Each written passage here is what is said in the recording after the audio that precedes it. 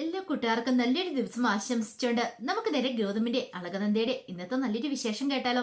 അതിനു മുമ്പായിട്ട് ആദ്യമായി കാണുന്നവരുണ്ടെങ്കിൽ ചാനൽ ഇഷ്ടപ്പെട്ട ഒന്ന് സബ്സ്ക്രൈബ് ചെയ്യാൻ മറക്കരുത്.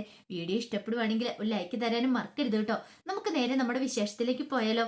അങ്ങനെ ഇന്നത്തെ വിശേഷത്തില് ഗൗതമിനെ ADGP വിളിപ്പിച്ചിരിക്കുകയാണ്. പിന്നീട് ഗൗതത്തിനോട് ചോദിച്ചു, എന്താ ഗൗതത്തിന്റെ പ്ലാൻ എന്ന് ചോദിക്കുക. അല്ല എന്താ സാർ, ഇത്രയും വലിയൊരു പ്രശ്നം ഉണ്ടായിട്ട് ഗൗതം എന്താ അതിനെതിരെ ആക്ഷൻ എടുക്കാത്തെന്ന് ചോദിക്കും. അറിയാലോ, ഗൗതത്തിന്റെ വീട്ടിൽ തന്നെ ആ സംഭവം നടന്നിരിക്കുന്നത്. കുഞ്ഞിനെ മനഃപൂർവ്വം ബലമായിട്ട് പിടിച്ചു വാങ്ങാനുള്ള ശ്രമം. നന്ദ പരാതിയും തന്നിട്ടുണ്ട്. ഗൗതം ഇങ്ങനെ ഒരു ആക്ഷൻ എടുക്കാതിരുന്നിട്ടുണ്ടെങ്കിൽ പുറത്തും മീഡിയക്കാരറിഞ്ഞാൽ പിന്നെ എന്താ സംഭവിക്കാൻ പോകുന്ന അറിയാലോ. ഗൗതത്തിന് എന്താ കാര്യത്തിന്റെ ഗൗരവം മനസ്സിലാകത്തെന്നൊക്കെ ചോദിക്കുക. ഇത് കേട്ടോ ഗൗതം പറഞ്ഞു, അല്ല അത് പിന്നെ സാർ ഞാൻ വേണ്ട, കൂടുതലൊന്നും പറയണ്ട. ഇതേ ഇനിയിപ്പം അടുത്ത പ്രതിയാകാൻ പോകുന്ന ഗൗതത്തിന്റെ വെല്ലുമയാന്ന് പറയാണ്. കാരണം നന്ദ പരാതി പറഞ്ഞിട്ടുണ്ടായിരുന്നു ഒരു സ്ത്രീയെക്കുറിച്ച്. ആ സ്ത്രീ ആരാന്ന് അന്വേഷിച്ചിട്ടുണ്ട്.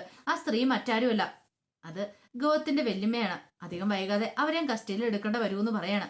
അല്ലെങ്കിൽ ഒന്നെങ്കിൽ പരാതി പിൻവലിക്കണം, അല്ലെങ്കിൽ ഇത് കള്ളപ്പരാതിയാന്ന് നീക്ക് തെളിയിക്കണം. അങ്ങനെ എന്തെങ്കിലും ചെയ്യാൻ പറ്റുമോ ഗൗതത്തിനെ കൊണ്ടെന്ന് ചോദിക്കുക. ഗൗതത്തിന് വല്ലാത്തൊരു ഫീലിങ്സ്. ഗൗതം, നമ്മൾ മുള്ളിനെ മുള്ളുകൊണ്ട് എടുക്കണമെന്ന് പറഞ്ഞില്ലേ എന്ന് പറഞ്ഞാലേ വേണ്ട എന്ന് വെച്ചാൽ അതിന്റെ കൃത്യയോടുകൂടി ചെയ്യുക.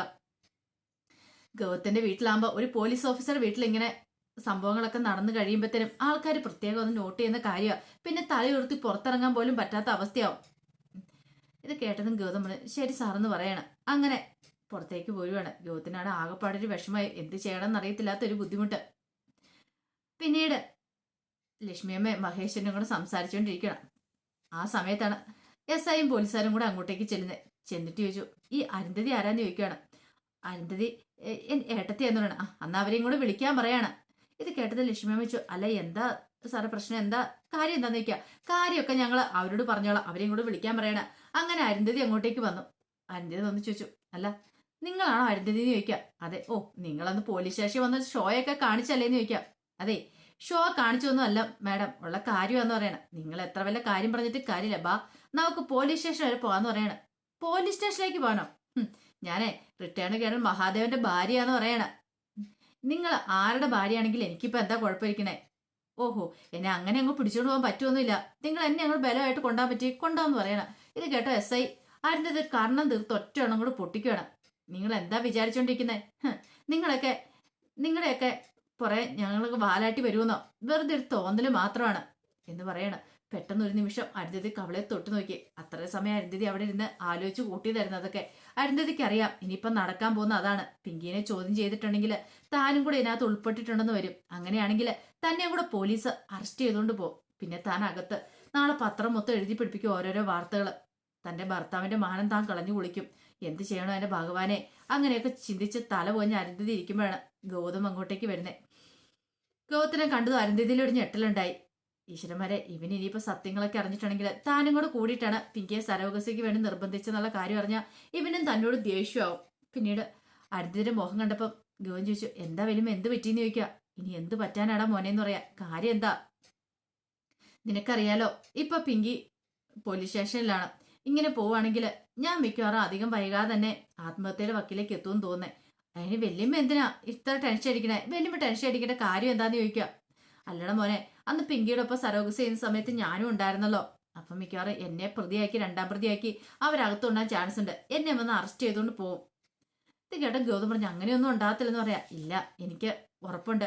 അങ്ങനെ എന്തെങ്കിലും ഉണ്ടായിട്ടുണ്ട് പിന്നെ ഞാൻ ജീവിച്ചിരുന്നിട്ട് കാര്യമില്ല. അതുകൊണ്ട് എത്രയും പെട്ടെന്ന് നീ എന്തെങ്കിലും ചെയ്യണമെന്ന് പറയാ. അതിന് ഞാൻ എന്ത് ചെയ്യാനാ വല്യമെന്ന് ചോദിക്കുക. എന്ത് ചെയ്യാനാന്നോ? അവളെ വിളിച്ചിട്ട് പരാതി പിൻവലിക്കാൻ പറ. ഇനി അത് മാത്രമേ മാർഗമുള്ളെന്ന് പറയണ. പരാതി പിൻവലിക്കാനാ? അവൾ അതിന് പിൻവലിക്കും തോന്നുന്നുണ്ടോ? നീ അവളുടെ കയ്യെ കാലേ വീണിട്ടാണ് ശരി, പരാതി പിൻവലിക്കണം.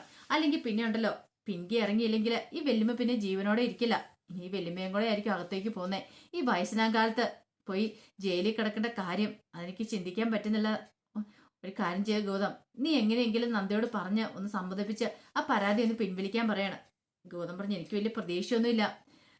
വെല്ലുമ്മയ്ക്ക് അറിയാതെ അവളുടെ സ്വഭാവം എന്താന്ന്. അവളൊരു കാര്യത്തിൽ ഉറച്ചു നിന്നിട്ടുണ്ടെങ്കിൽ അതിനൊരു മാറ്റം ഉണ്ടാകത്തില്ലെന്ന് പറയാം. എന്തേലും ആട്ടെ, നീ ചെല്ല് ഗൗതം എന്നൊക്കെ പറഞ്ഞിട്ട് ഗൗതത്തിന് നന്ദയുടെ അടുത്തേക്ക് തള്ളി വിടുവാണ്. അവസാനം നന്ദയുടെ അടുത്തേക്ക് ഗൗതം ചെല്ലുവാണ്. ഗൗതം ചെന്നിട്ട് നന്ദയോട് പറഞ്ഞു, അതെ ആ പരാതി അത് എത്രയും പെട്ടെന്ന് നീ പിൻവലിക്കണമെന്ന് പറയണ. ഏത് പരാതി? അല്ല പിങ്കിക്കെതിരെ കൊടുത്തേ. ഗൗതം സാർ എത്ര ഈസി ആയിട്ടാ പറയണേ. അതൊന്നും ഒരിക്കലും നടക്കില്ല എന്ന് പറയണ. നന്ദ നീ എന്താ ഗൗതം സാർ? ഗൗതം സാറിന് പൊള്ളുന്നുണ്ടോ? എന്റെ കുഞ്ഞിന് വേണ്ടിയിട്ടാ ഞാൻ ഈ പോരാട്ടം നടത്തിക്കൊണ്ടിരിക്കണേ. എന്റെ ചോര ഞാൻ പ്രസവിച്ചിട്ടില്ലെന്നേ ഉള്ളൂ. എന്റെ ചോരയ്ക്ക് വേണ്ടി ഞാൻ 10 മാസം കാത്തിരുന്നേ. എന്നിട്ടോ ഇപ്പൊ ഞാൻ പരാതി പിൻവലിക്കണം. എന്തിന് പിൻവലിക്കണം? അവൾ ഈ കുടുംബത്തിലേക്ക് വന്നു കയറിയ പിന്നെ ഉണ്ടാകുന്ന സംഭവങ്ങളൊക്കെ എന്താന്ന് ഗൗതം സാറിന് നന്നായിട്ട് അറിയാലോ. അവൾ എന്റെ കുഞ്ഞിനെ തട്ടിയെടുക്കാനാ ശ്രമിക്കുന്നേ. അവൾ അത്രയ്ക്ക് ക്രൂരയാ. അല്ലെങ്കിൽ ഞാൻ അവളോട് ഇങ്ങനെയൊന്നും പെരുമാറില്ലായിരുന്നു. എന്നെന്താ, അതൊക്കെ നിന്റെ വെറും തോന്നല് മാത്രമാണ്. പിങ്കി നമ്മുടെ കുഞ്ഞിനെ നമുക്ക് തന്നതല്ലേ? അതെ, പിങ്കി തന്നില്ലായിരുന്നെങ്കിൽ ഗീത് തന്നേനം. അതുകൊണ്ട് ഞാൻ ആർക്കും വേണ്ടി കോംപ്രമൈസൻസ് ആയല്ല. ഞാൻ പരാതി പിൻവലിക്കില്ല എന്ന് പറയണം. നന്ദ, നീ എന്ത് വർത്താനാ? ഒരു പക്ഷേങ്കില് ഈ പരാതി പിൻവലിച്ചില്ലെങ്കിൽ വല്യമ്മയുടെ ജയിലിൽ പോയി കിടക്കുമെന്ന് പറയാം. ഓ, അതുകൊണ്ടല്ലേ? അതെ എന്ന് പറയണം. അല്ല, ഈ വല്യമ്മയൊക്കെ എവിടെയായിരുന്നു മുമ്പ്? ഈ പിങ്കി ആത്മഹത്യ ചെയ്യാൻ ശ്രമിച്ച സമയത്ത് എല്ലാരും കൂടെ എന്നെയായിരുന്നല്ലോ കുറ്റപ്പെടുത്തിയത്. എന്റെ കുഞ്ഞിനെ അങ്ങോട്ട് എടുത്തോണ്ട് പോയല്ലോ.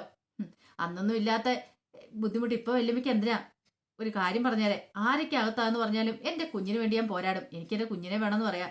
ഇത് കേട്ടതും ഗൗതം പറഞ്ഞു, നീ എന്താ നന്ദ ഇങ്ങനെയൊക്കെ പറയണേ?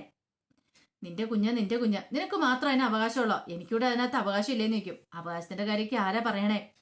ഞാനിപ്പോ നോക്കുന്ന എന്റെ കുഞ്ഞിന്റെ സേഫ്റ്റി മാത്രമാണ്. ഒരു കാരണവശാലും പിങ്കിക്ക് എന്റെ കുഞ്ഞിനെ വിട്ടുകൊടുക്കാനായിട്ട് എനിക്ക് സമ്മതമല്ല.